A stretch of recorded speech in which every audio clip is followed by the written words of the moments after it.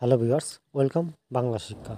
তো আজকে আমরা এই ভিডিওর মাধ্যমে জানবো how to become an ED. তো কীভাবে একজন ইডি হওয়া যায়, কোন পরীক্ষা দিতে হয়, কীভাবে প্রস্তুতি নেবেন, সেই সম্বন্ধে আমরা ডিটেলসে জানবো ভিডিওর মাধ্যমে। ভিডিওটি স্কিপ না করে পুরোটি দেখো। তো যাদের যাদের স্বপ্ন ইডি হওয়ার, তারা অবশ্যই ভিডিওটি কিন্তু দেখবে। তো যদি আপনি স্নাতক পাস করে থাকেন এবং প্রবর্তন অধিদপ্তরের বা চাকরি করার স্বপ্ন দেখেন, তাহলে আজকের প্রতিবেদনটি কিন্তু আপনার জন্য। আজকে প্রতিবেদনে আমরা ইডিতে চাকরি পাওয়ার পদ্ধতি, প্রয়োজনীয় পরীক্ষা, যোগ্যতা এবং বেতন পদ্ধতি সম্পর্কে বিস্তারিত তথ্য আলোচনা করছি। তো ইডি কী এবং এর কাজ কী?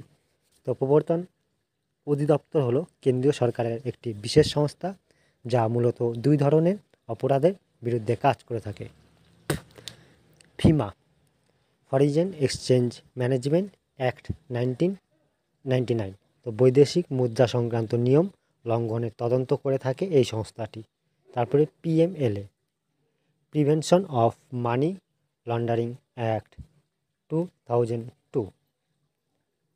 মানি লন্ডারিং ও আর্থিক অপরাধ রোধ করে থাকে এই সংস্থাটি।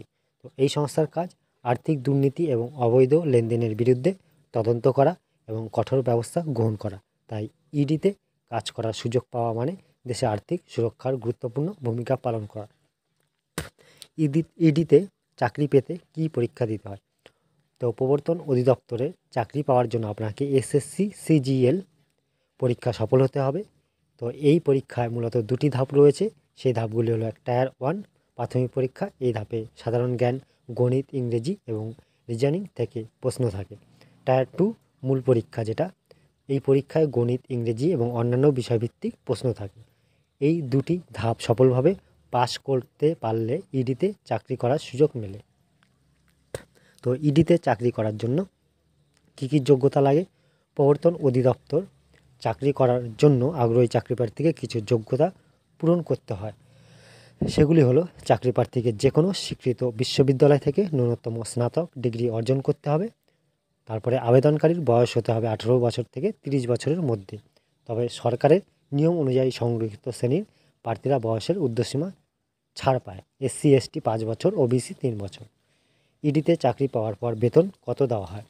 প্রবর্তন অধিদপ্তরের ইডি কর্মীদের সপ্তম বেতন কমিশন অনুযায়ী প্রতি মাসে বেতন প্রদান করা হয়। প্রারম্ভিক বেতন 44,900 টাকা থেকে 1,42,400 টাকা পর্যন্ত দেওয়া হয় প্রতি মাসে। এছাড়া রয়েছে বিভিন্ন ভাতা, যেমন HRA এবং অন্যান্য সুবিধা। ইডিতে কাজের সুযোগ ও ভবিষ্যৎ সম্ভাবনা।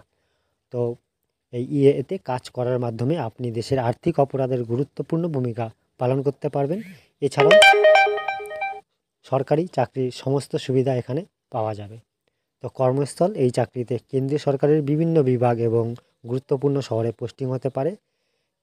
কেরিয়ার গ্রোথ, নির্দিষ্ট সময় অন্তর পদোন্নতি এবং উচ্চ পদে প্রমোশনের সুযোগ রয়েছে এই পদে এখানে চাকরি করলে। তো ইডিতে চাকরির জন্য আবেদন পদ্ধতি। ইডিতে চাকরি করার জন্য আপনাকে এসএসসি সিজিএল পরীক্ষা পাস করতে হবে। এসএসসি সিজিএল পরীক্ষায় আবেদন করার জন্য নিম্নলিখিত ধাপগুলি অনুসরণ করুন।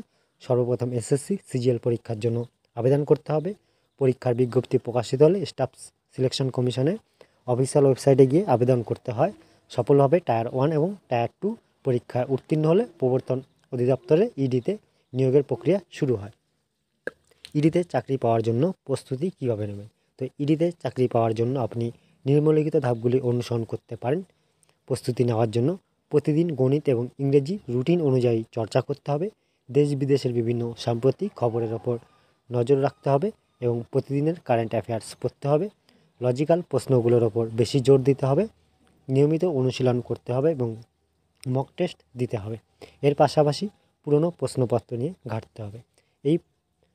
এই প্রতিবেদনে আমরা ইডিতে চাকরি পাওয়ার সহজ পদ্ধতি, প্রয়োজনীয় যোগ্যতা এবং বেতন সম্পর্কে বিশদে আলোচনা করেছি। যারা দেশের আর্থিক অপরাধ দমনে ভূমিকা রাখতে চান এবং একটি সম্মানজনক চাকরি খুঁজছেন, তাদের জন্য প্রবর্তন অধিদপ্তরের এই চাকরির দুর্দান্ত সুযোগ। তাই এখনই এসএসসি সিজিএল পরীক্ষার জন্য প্রস্তুতি শুরু করুন এবং ইডিতে চাকরি করার স্বপ্ন পূরণ করুন। তো এই ছিল ভিডিওটি। ভালো লাগলে একটা লাইক, শেয়ার এবং সাবস্ক্রাইব করে দেবে। Thank you.